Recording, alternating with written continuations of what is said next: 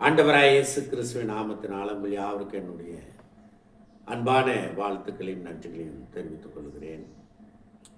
எகிப்திலிருந்து என்னுடைய குமாரனை வரவழைத்தேன் என்று சொன்ன அந்த வார்த்தை ஓசியா 11:1 வாசிக்கிறோம். இஸ்ரவேல் இளைஞனாய் இருந்தான், நான் அவனை நேசித்தேன், எகிப்திலிருந்து என்னுடைய குமாரனை வரவழைத்தேன் என்று ஏசாயா தீர்க்கதரிசி உரைத்தார்.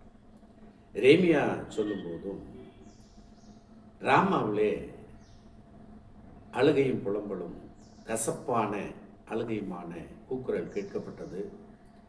ராகேல் தன் பிள்ளைகளுக்காக அழுது அவைகள் இல்லாதபடியினால் ஆறுதல் அடையாது இருக்கிறார்கள் என்று கர்த்தர் சொல்கிறார் என்று எரேமியா 31:15 நாம் வாசிக்கிறோம்.